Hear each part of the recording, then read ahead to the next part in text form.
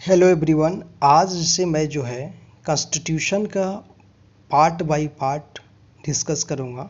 Basic से लेके जितना भी कॉन्स्टिट्यूशन का है, बेसिक से पहले कॉन्स्टिट्यूशन बेसिक से जो है 0 टू हम डिस्कस करेंगे। इस वीडियो को अच्छा से देखेंगे।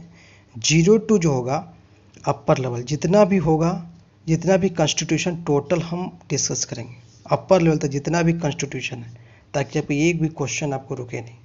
अब अच्छे से कम्प्रहेंसिवली डिस्कस करेंगे। तो उसमें से पहला जो टॉपिक कॉन्स्टिट्यूशन का जो लिया मैंने आज टोटली जो बेसिकली जो है, पहले बारी बारी से पहले पूरा कॉन्स्टिट्यूशन ख़त्म कर लेंगे। उसके बाद आपको इकोनॉमी देंगे, फिर पॉलिटी देंगे।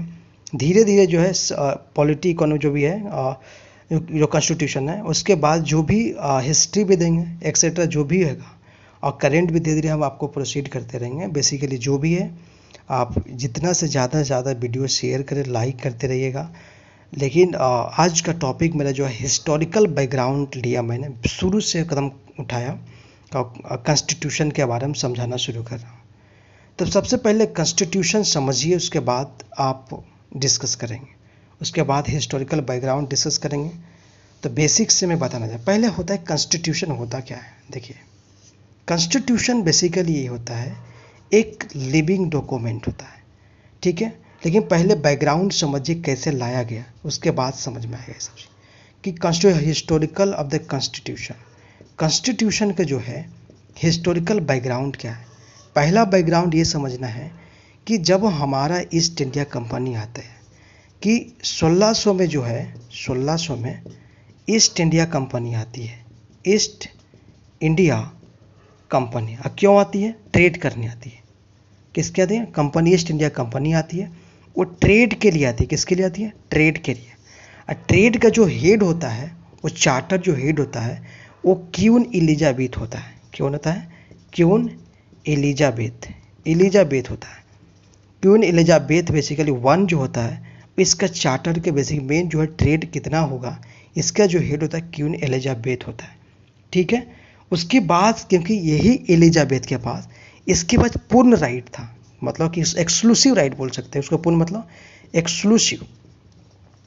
एक्सक्लूसिव राइट था, ताकि वो ट्रेड कर सके। एक्सक्लूसिव राइट था ताकि वो ट्रेड कर सके, फॉर द ट्रेड के लिए उसके पास जो था एक्सक्लूसिव राइट था, ठीक है। लेकिन बेसिकली कुछ दिन के बाद, कुछ समय के बाद क्या हुआ कि जो 1765 में आता है, 1600 के मतलब 165 साल के बाद, बेसिकली जो है हिस्ट्री में बेसिकली 1765 के बाद जो है कंपनी बेसिकली जो है वो बेसिकली वो चेंज हो जाता। वो किस पे बेस हो जाता है बता रहा हूँ, कि प्योरली जो होता है वो 765 में, बेसिकली 1765 में प्योरली जो है ट्रेडिंग पर्सपेक्टिव से आता है। किससे होता है? ट्रेडिंग पर्सपेक्टिव से हो जाता है। सिर्फ ट्रेड के लिए बेसिकली नाम से जाना जाता है। ये भी जो ट्रेडिंग जो फंक्शन है, जो फैसिलिटी है, इसी को बोलते हैं। उस समय जो है 76 प्योरली ट्रेडिंग वो दीवानी बेस्ड हो जाता है। और दीवानी का मतलब होता है रेवेन्यू, मतलब जो पैसा जो कलेक्ट करता है। पैसा कलेक्ट करना मतलब जो भी सोशल जस्टिस हो, पैसा कलेक्ट करना होता है, या तो सिविल जस्टिस हो लोगों का, मतलब कलेक्शन ऑफ बोल सकते हैं, रेवेन्यू बोल सकते हैं इसको, कलेक्शन ऑफ रेवेन्यू बोल सकते हो, कलेक्शन ऑफ रेवेन्यू बोल सकते हो।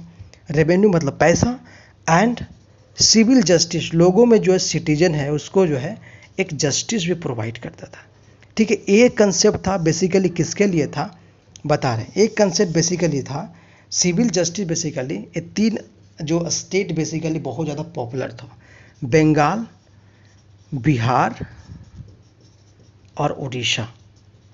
3 जो स्टेट था बेसिकली जो था पॉपुलर था। बंगाल, बिहार, उड़ीसा जो पैसा कलेक्ट करता था, उसके बाद कंपनी पे खर्च करता था प्रमोट करने के लिए। बंगाल, बिहार और उड़ीसा। उसके बाद आगे बताने जा रहा हूँ। तो फिर से एक बैकग्राउंड बेसिकली देता हूँ कि 1765 में बेसिकली जो है प्योरली ट्रेडिंग हो गया, दीवानी बेस राइट हो गया था।